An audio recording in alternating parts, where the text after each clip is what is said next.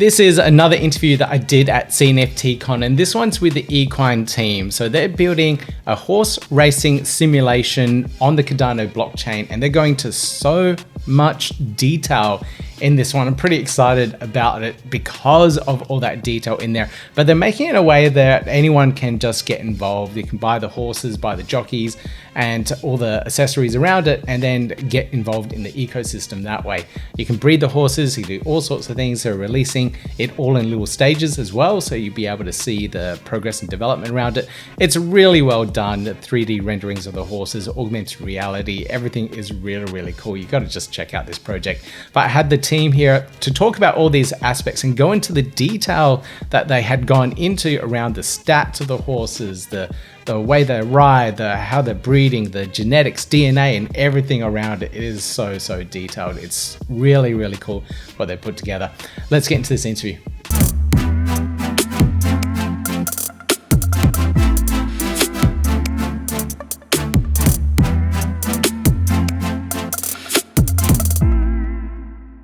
Right, I have the team from Equine here, and I'm really interested in this one. I did mint on the day, and I love the mint process. It was really enjoyable. I actually could mint during that process, which was nice for once.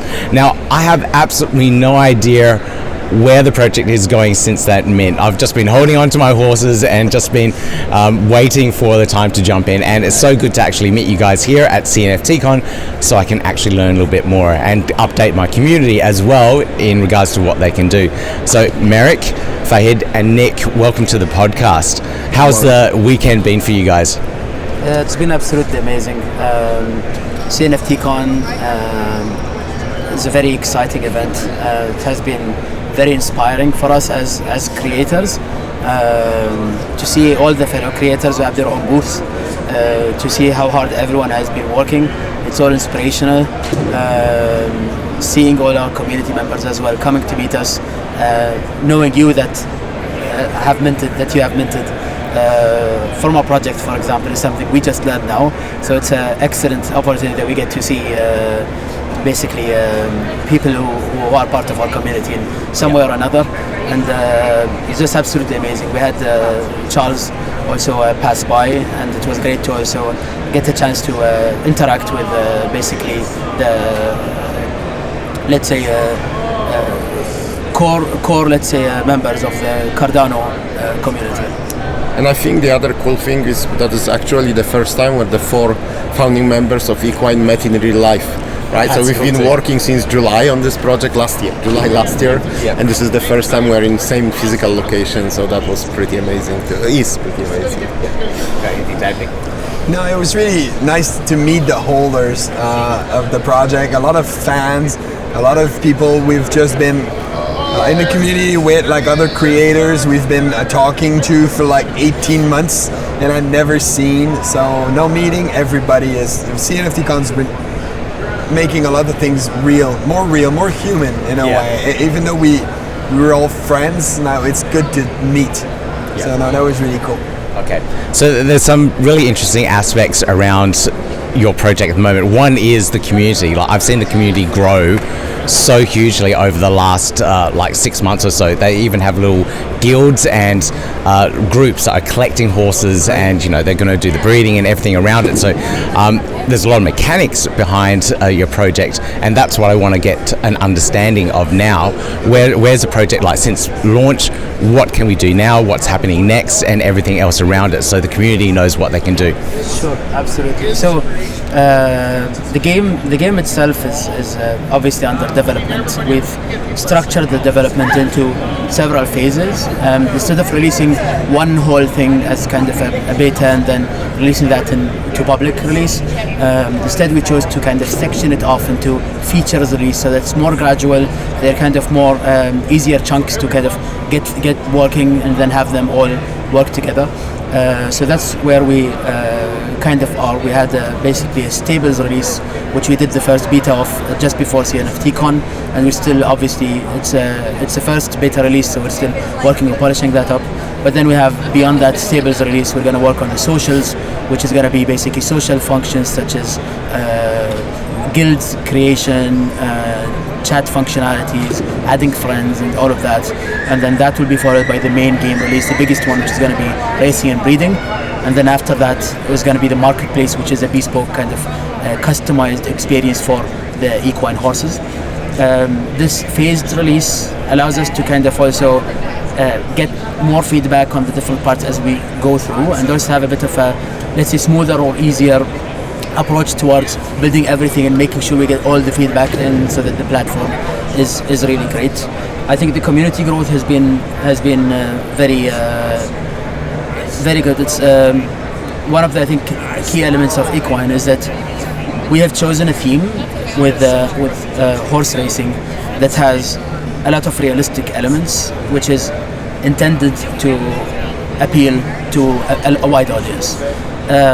We've come to realize before we started, but it has been also confirmed after we launched the project, that horse racing is a universally, let's say, appealing subject.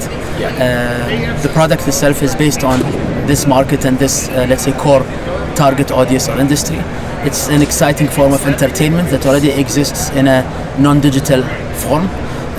So it gives us a good base to kind of work on, and we found this reflected in our also community base, where we have a huge amount of horse lovers who also happen to be either in the space or happen to have gotten into the space after knowing about the project.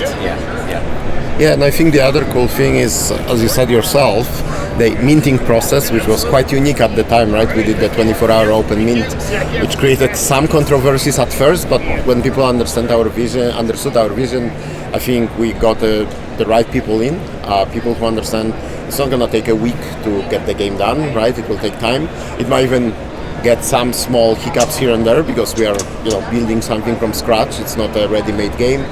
And because of that, we have the community which is very mature, very proactive, very constructive. Like they, when something is not perfect, they will tell us, right? But it's not to tell us, oh my God, this project is not going anywhere. No, it's like, hey, did you think about doing this and that, right? And we learn very quickly to listen because we know we have a lot of very smart people in the community who are very helpful.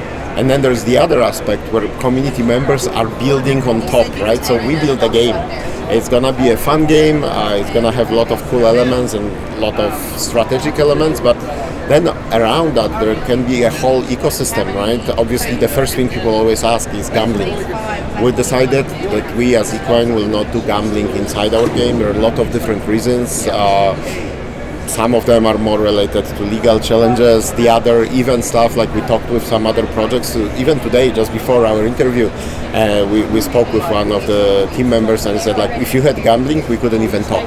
But without gambling, maybe there's a room to cooperate, right? So we don't want to close doors for ourselves, but we leave them open for others, right? So they can build. And we know there are already some people who build stuff around it. The other thing is we have an amazing community members who, for example, build a fun game which is using the horses. You actually load NFTs in a simplistic way, not using our racing engine and all those details, but you can still race it, right? And still have fun with friends, and it's really cool. Yeah, we have it's Lovelace Downs by a community member called Eustacia. He's amazing. He's been making improvements into it. We actually use it for a monthly community event where people can race and actually That's so cool. Win small prizes. Cool. Yeah, it's really cool. Yeah. I remember, Nick, I was talking to the other day about that mint process, and you came up with it to circumvent bots and flippers, and people were also afraid and talking about in those days, like, what if a whale comes in and buys a huge chunk of horses and I run out of horses and there's no horse for me. Right? That was kind of 3 issues at the time. And technologically it's kind of, at that time at least, a hard problem to fix. And instead of fixing it, we kind of sidestepped the issue by making it just a different concept, where the people that would be the most adversely affected by the open mint was the people we didn't really want to cater to anyway. We were like, this is not really a mint for flippers. The demand will be met perfectly, so the next day there will be nobody looking for a horse, so don't try to just buy to sell it. Like, some people I'm sure bought to sell like a year later, and that's fine, but most people that entered were, and we coined it, like we called it an inclusive sale, instead of an exclusive sell. We were not trying to make it like, oh, you're the chosen person that can mint Equine. We were like saying, if you want to play the game, we're still very early. You're already exclusive in that sense. You're an OG. You can buy, right? Yeah. There's going to be no, and if you're stuck at work, you can just buy later during the day. There's going to be horses left, right? Yeah. It's impossible. It will run out. Just take it chill, like wake up when you want, have your coffee, mint some Equine. And we got some thank yous out of that.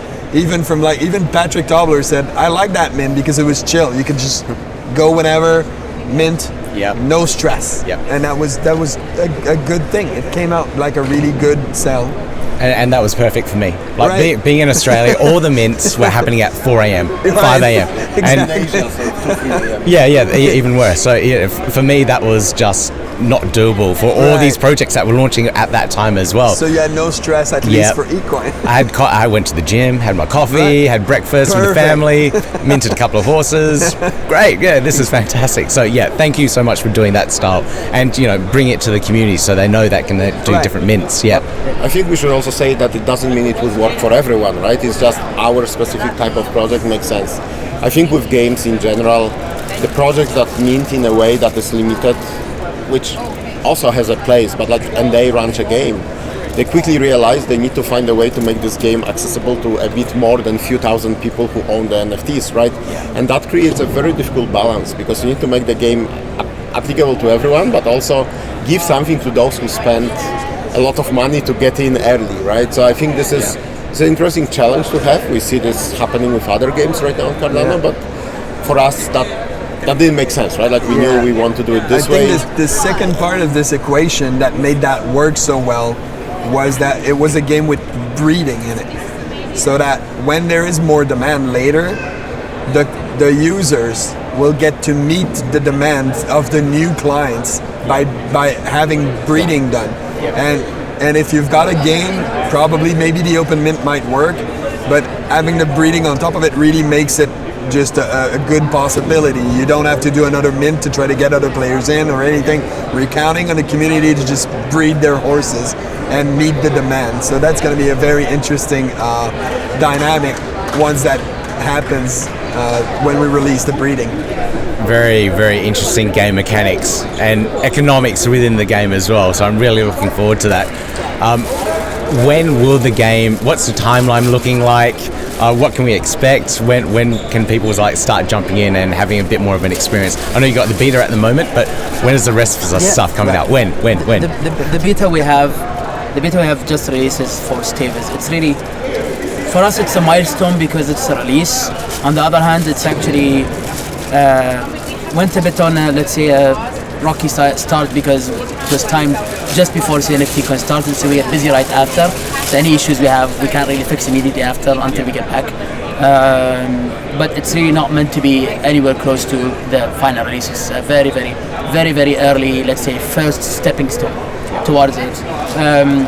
I'll be a bit careful about milestones and timing. We did put forward, let's say, a time frame that was, would say, Q4, mid of or first half of Q4 for the social release or the guilds, and then we basically had end of the year for racing and breeding. This is subject to revision, obviously, as we go forward and we realize basically what our pipeline looks like, especially now that we've started deploying. We kind of have a better sense of how much time things take. We definitely have a stance of not wanting to rush things with the cost of quality.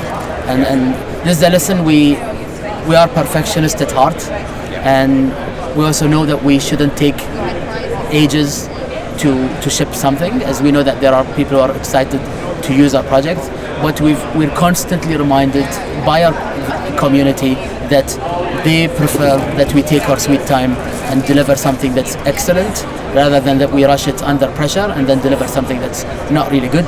We sometimes still cave into questions and self-imposed, let's say, deadlines, but that usually does not result in a great outcome. So this is a learning for us as well.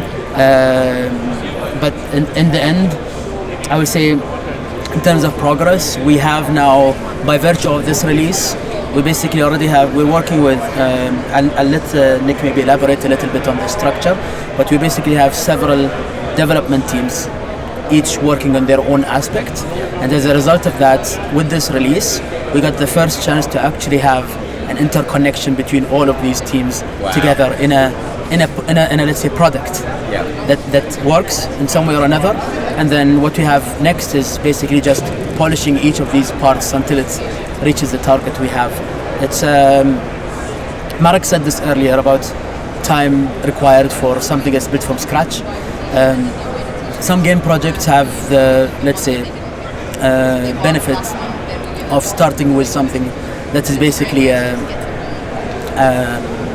template that can be skinned easily and provide you an entertaining experience, but also loses a chance for customization.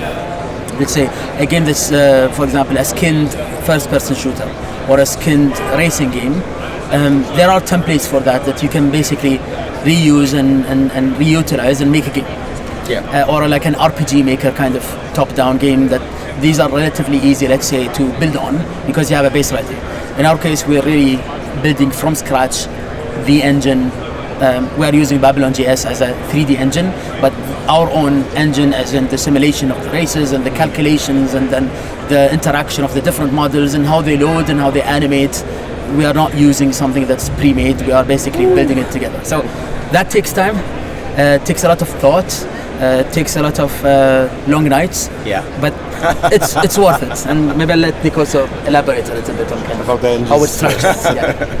On the breeding side, I think there's a few good decisions. Well, DNA, I didn't invent DNA. I just modeled it after DNA, right? But we did use genetics, and there are like recessive genes, dominant genes, and stuff like that. And we've been hinting already a few times that we have hidden actual phenotypes behind recessive genes. So some phenotypes have not been shown ever and are going to just come out of breeding, out of random chance, just out of genetic material being mixed in the right way. So I think that's interesting. I think one of the most powerful mechanics of breeding that we took was the aging and dying of the horses. That was a big decision, and I think it drives breeding in a very interesting manner for the users.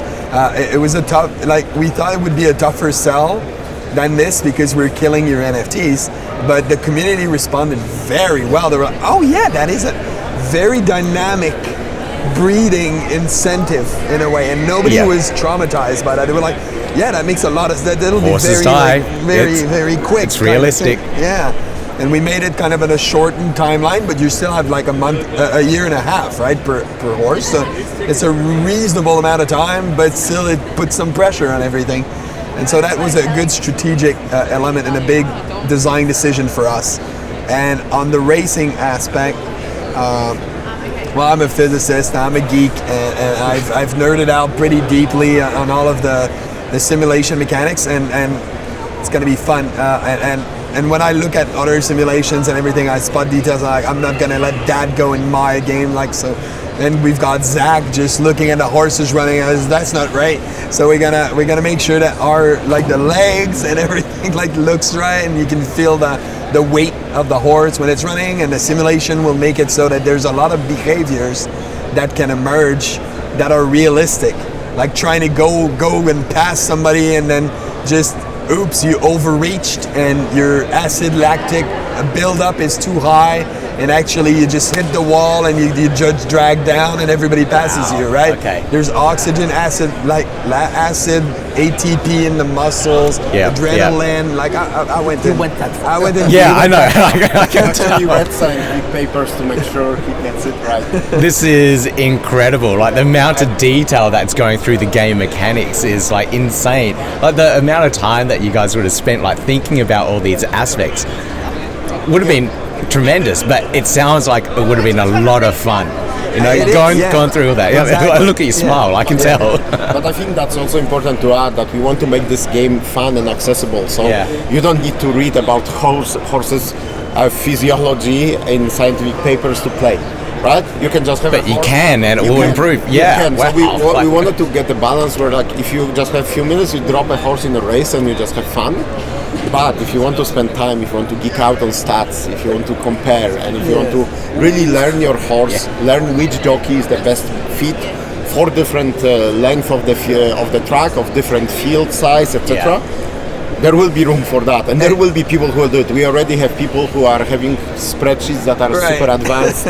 And websites. One of our community members, JPS, like he's building, updating spreadsheets, mostly focusing now on availability of different rarities, etc. But we know he will go much further when the game actually launches. So that will be available, right? But at the same time, you can just play, right? Because as Fahad mentioned, our end goal is not just Cardano community. Of course, we love Cardano, we believe in Cardano, we think it's a superior tech, which is why we are here. We met through Cardano, right? We all were NFT collectors before we decided to do a project. But we decided on horse racing because we would like to bring people who don't even know what blockchain is eventually. It's not going to happen onboard people from fiat, right? And one of the things he's talking about balance between complexity and simplicity, you know, there's horse stats that you can see your physical stats, right? We could have hidden all the stats, like in real life, and have you figure it out by watching your horse race. But we felt it was kind of too deep in a way. So but we did keep the mental stats hidden. So there are a few stats that you're gonna have to figure out by watching your horse race. And know that there's 3 mental stats, like wisdom, determination, and courage, that we only explained in the top level terms, and you don't know how that affects the mechanics. So you're gonna have to look at your horse and go like, oh, seems like every time he's in the middle of the pack and very cramped, he gets kind of, he lays back, like he wants to he's scared or something, or he wants to just jump out and race really quickly, and you can try to evaluate the courage, right, with that kind of, so you're gonna have to watch races after races and figure out, so there's a few things you have to figure out by just caring and watching your horse and going, oh, I think he's got X going on, right? So a bit more depth, but a bit of simplicity also, so you can figure things out, but final optimization is up to you. You got to really figure things out. And it adds a level, I think, also of complexity. Mark touched on fun or entertainment. We are also very clear to our community that this is not designed to be one of those, let's say, classic concepts of play-to-earn games, which offer kind of gains by playing. The game obviously will have opportunities to win prize money when you win races and so on, but it's also meant to be an entertainment form, where a group of friends own a few horses, or maybe even one of their friends owns a horse and they cheer with him when they enter a race, getting together. We've seen community members actually thank us after the mint for bringing a platform that allows them to connect with family members or friends who actually got together just out of their interest in this. We've had people talk about, let's say, connecting with their parents, with their father, who also likes horses. So they ended up minting a few together, or friends gathering together. That was very touching and inspirational. And on the mental stats side of things, the fact that they're hidden, you'll find people today working hard on, for example, buying certain pairs for breeding. They have to be also reminded that they don't know the mental stats. There might be another horse that's physically inferior, but mentally superior. And if you breed mindlessly, without even racing them, you wouldn't know really what you're getting. But that's one more level of thought that a good breeder would pay attention to, so that they can guarantee, I can say, for example, well, if I'm selling you my horse, you're gonna know for sure that I've looked at this performance, and it will translate into win percentages and ability to kind of perform well. But it's just one more level of depth. Yeah, and speaking also about buying the horses and owning the current horses, right? And we spoke about horses aging. People have to remember that the current pioneer horses, they will start as 2-year-old horses, right? Which means they will grow, but that also means the stats will change. The stats will change until the year 6 years old, right? So every year it will grow at different speeds. So that also means that horse that might be now is an average can get a growth spurt in the next 2-3 years and become quite good. So there is a little bit of an element of that that we don't know. People will not know yet. Of course, if they go into breeding, the full biological potential will be there, right? So that's not changing. If you go to breeding at 2-year-old versus 3-year-old is minimum, or 6-year-old or 15-year-old, they will be the same in terms of DNA potential, but yeah, right now you don't know yet your full potential of the horse. Plus, there is a training which will also modify stats if you train your horse. Like we really want to, but that's the whole thing. That's why it takes so much time. That's why we spend months actually designing what will make it a good game. Like we are gamers, right? Like we want to make a fun game first. Then we of course want to make an NFT game because we love NFTs. But all the other stuff, like economical stuff, this is kind of on top. So it's the first, we want people to have fun playing, right? Yeah. If they can make money winning or can make money by doing having a good breeding strategy, because there will be money to be made there, that's awesome for us. We want that for people, but this is kind of, from the development side, it's secondary for us. We want to make an awesome game. That's the key. This is insane, guys. The amount of detail in this is absolutely incredible. From the aging, the everything around it, I absolutely love it. This is a full-time career for NFT collectors. It is, it really is. Like to get all these stats in and a really good breeder, and then like not only that, because of the mental stats, you need someone that knows the horses to be able to sell them on to the right collectors that have been watching the stats and the performance of the horses. This is incredible. This is insane. Well, one thing that comes out of aging also that not everybody figured out is that in other racing games where horses are immortal, if you get the ultimate horse, you just dominate forever. Whereas in our game, you peak at 6, but at 11 you start declining. You get old and you die. So the horse that dominates the game will not dominate forever. It will slowly get a bit older and also die at some point. So it'll be taken out of the equation, and then your horse can maybe shine. It was number 2 for a while, stuck in the shadow of Michael Jordan, you know, and and then Michael Jordan finally retires, and then now my horse can be. You know, absolutely love that. Like, I'm a gamer too, and like when you max out your characters, it's pretty much the end of the game. Right. You stop playing. It's like I've grinded for 6 months. I'm done. But like this keeps you going. This keeps you going for a longer time. It gives you incentive to breed this horse, right? To maintain maintain bloodline, and hopefully even improve it over time, right? So it creates a lot of different mechanisms. So who has the horse racing experience here to have thought about this to get it all in place? He's just behind you there. Zach. All right, okay. Fair enough. We have a full-time horse trainer on the team, which was one of the founding members, and that's what he does in life, right? He trains horses for a living, race horses. So he's our source of truth for everything realistic. Like when I need the quickest that a horse could run 1,000 meters, I ask Zach to give me stats so that I make sure that my horse don't all break the world record or something. Because we've seen it in other games as well, right? Like suddenly it gets to the point where like every race is a world record beating, and it becomes non-realistic, and we do want to stay grounded in reality, as much as possible. When it doesn't change anything, right? You don't feel better. Oh, my horse made it 3 seconds faster. You don't feel like, oh, I broke the world record. Like that's not a thing. That's not a thing about horse racing, right? That's just it's a weird accident. So we're trying to be. So when a casino is going to pick up your game and start, having it in their environment, so because it's so realistic. That's for next year. No, we don't. For cnftcon next year, We should meet with the big bad guys here, right? While we're in Las Vegas, but no, we'll just make the best game possible and build on top of it. So we don't want to try to reach out to everything. We're going to make the features we said, and then make a V2, we're going to keep building on it. So the core features we need to get the game out to our current holders and to play already are enough to make a good game. So we want to just do that first. And the other thing is like we were very careful in talking about collaborations, etc., because we didn't feel like we are there yet, right? We want to get first focus on the game, but obviously this is such an amazing opportunity to talk to other members. So without naming names, we started those talks, and we had a great discussion yesterday about like, hey, how about we build like this huge sport betting bar that is here?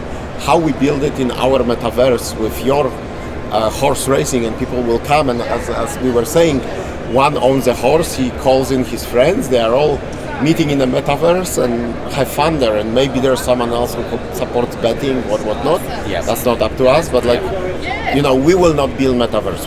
We want to, like as we talked many times, our game is complex enough and gives us enough the easiness. metaverse is its own beast. So we rather collaborate with someone who is already well versed in that, and we create something incremental together, right? Yeah. Okay. Guys, this is absolutely amazing. I had no idea of the complexity and how far you guys were going, and I absolutely love it. I'm so glad I still have my horses.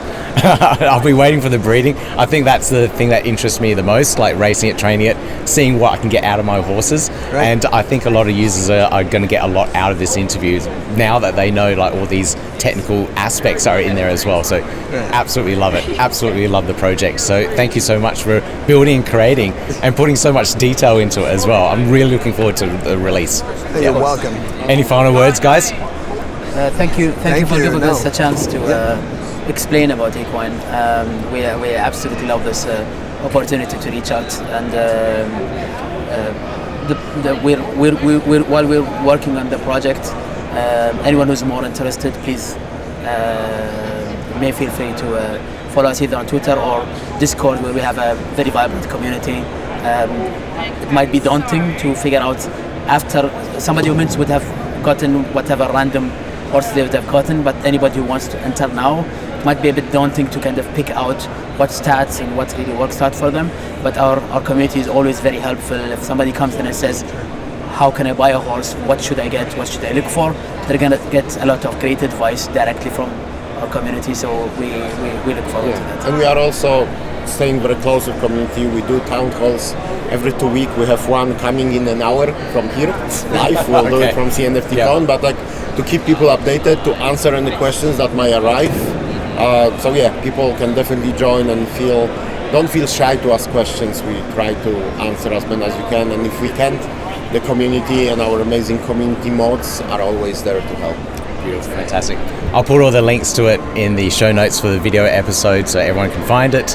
But guys, thank you so much for talking with me and explaining everything. It's been an absolute pleasure meeting you all too.